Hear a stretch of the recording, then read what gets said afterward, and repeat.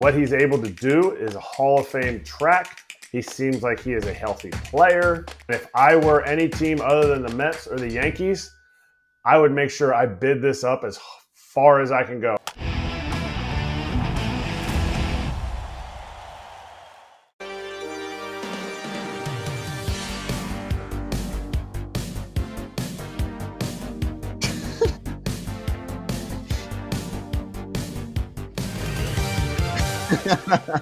That's good. That's the first time we unveiled that. Very well done, Claudia and company behind the scenes. Very, very good. Claudia loved putting him in the boat, in the kayak outside Oracle Park. She loved that. Do you think she loved that more than putting him sneaky inside the Philly Fanatic the Fanatic costume? I think second. I think second place. Okay. The boat. She giggled a little bit for herself. Where will Juan go? So that's the segment, and we'll probably do it multiple times with reports being thrown out left and right. So Mark Feinsand wrote an article yesterday about the saga and said, according to executives at the general managers meetings, it's likely a race between New York and New York. I know we're not saying anything surprising here, but there are plenty of people out there that think, other teams are in play. But it seems, at least according to his article, that everyone else would be somewhat of a long shot. He said other teams such as the Phillies, Dodgers, Giants, and Nationals may dip their toes, blah, blah, blah. I know I don't remember. I think it was John Heyman put something out about the Rays. It's like you get the mystery teams before they're even a mystery. It's like just because it's the Rays and it's a mystery that they let them actually fix their roof first. How about that? Let them fix their roof first and then go from there. Which they're not going to do, I don't think. I mean, we've talked about that quite a bit, but I think they're not going to pay for that. And I think they do things, and so do other teams, to say they do things, but that's just me. Like, it sounds cool to be like, yeah, we were in on Soto. We had some conversations. We didn't get him. I mean, the Red Sox did that 90 times last year in the offseason. We were in on so-and-so. I can be in on a player too. I can offer him to play for my softball team on the weekend, and say, oh, what did you get offered? 600 mil? Well, that's beating my offer. So I was in, but you beat it. I wanted to say this before you even started going on your standard Ryan Braun doesn't think that the Rays really want any players diatribe, because I know, and I'm assuming this player will never come on our show, a free agent who ended up signing that got the exact same offer from the Rays that he got from somebody else. I am a true believer that the Rays do actually get in on these sweepstakes. I don't think they get on the Juan Soto sweepstakes. I don't think they get in on the Aaron Judge sweepstakes. I think they get in on the next tier down. And so to say it's not real that they were in on Juan Soto, I mean, they only have Franco's contract. What was that, like another $200 million? So they're willing to give $200+ million to somebody, but it's way out of their league. It's, Rays don't swim with sharks. No. You want the numbers on that one, by the way? I mean, because our show can talk about whatever we want. Obviously, I mean, I think it's pretty safe to say what numbers are. So his contract he initially signed was about 11 years, 182 mil, but then it could max out if the 12th year on the option was picked up and he hit some escalators. It could have been as high as 12 years, $223 million. Yeah, that's serious. That's real money. And they did actually commit that. Now, they're probably not going to have to pay most of that, but they did initially commit that.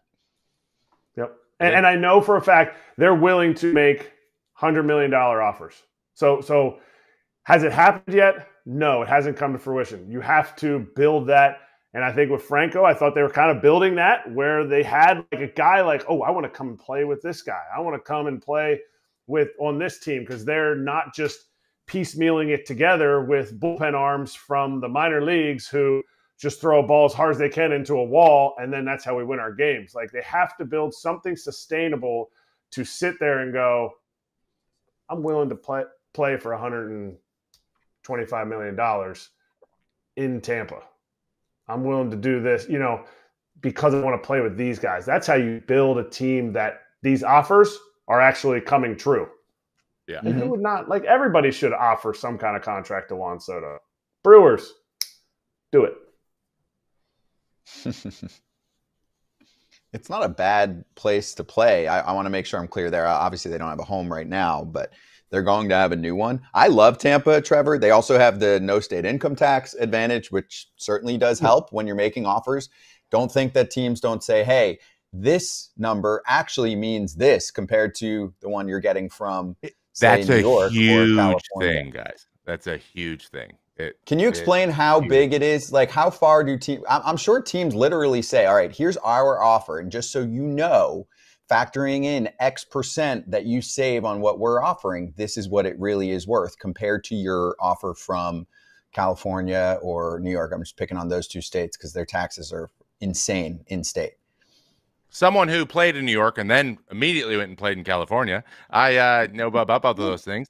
And yeah, I mean, especially in California, well, for example, we had a signing bonus for my last year in Oakland tacked onto the end so that I would be paid when I was in Seattle, when I had moved home, because I was technically a seasonal worker in California, just so that I could get no income tax. We don't have income tax in Washington either. That's 13% more money. If it's, for example, here's just a nice round number. That's $1 million. That's another $130,000. That's just 1 million. So if you extrapolate that over these massive contracts, you can get, it could be insane amounts of money, like another contract out of it, right? Probably, especially with Soto, it's probably your whole bullpen's salary worth extra. So that's a real thing, and that's a seller. I mean, if the Tampa's not using that should be what they lead with. We don't have income tax because it's again, they're not going to be able to match all of the numbers all the time, but that will sweeten the deal a little bit because it's something you don't have to worry about, and something, if you're going to do it, and you're going to take advantage of these paydays for this short amount of time, you want to get everything you can. So yes, that factors in a lot, and it's funny. But it only really matters, like the difference between, for example, New York, which is 13, I believe, or somewhere close. California and New York are always hopping each other. Say it's like, the difference between 13 and like 9 somewhere else, it's not as big of a deal. But between 0 and 13, huge deal. And when it comes to Tampa, you don't have that many things to entice people, so you got to use that. Yeah, it's a good call. I mean, Machado re-signed that extension. I'm just using him as an example, and there are many others in this case. California player, right? Plays for a team in California, lives in Miami. You saw in his deal, it was public, signing bonus. I think it was massive. He lives in Florida. You get to take that signing bonus in Florida. Lindor did that as well. Lindor is a Florida-based player who plays up in New York.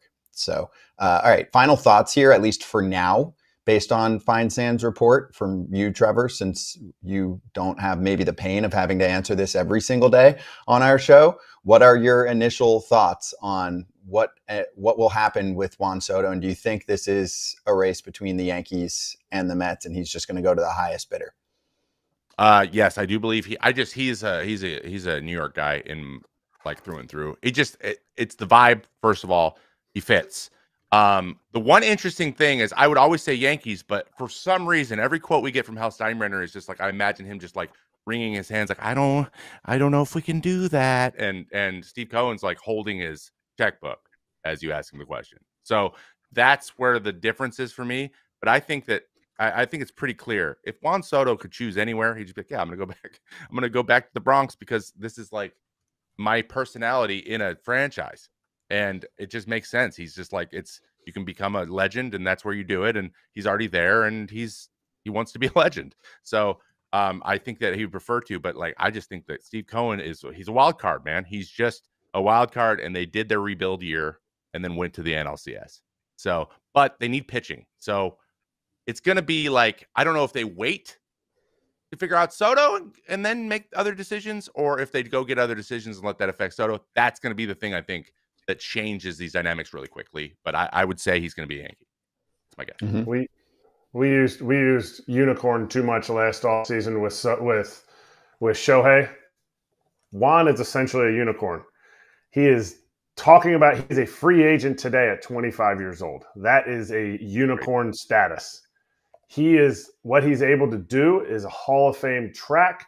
He seems like he is a healthy player. This is going to be an epic offseason of just back and forth. And if I were any team other than the Mets or the Yankees, I would make sure I bid this up as far as I can go. I think the Giants and the Phillies are going to bid this up so that the Mets then get bid up by the Yankees. I think the Yankees end up coming out on top. Hey everybody, be sure to like and subscribe for more content. We're back here every weekday, all year long, so do not miss an episode. The videos are coming in all day. Here's another video you might enjoy. Baseball the way it should be covered.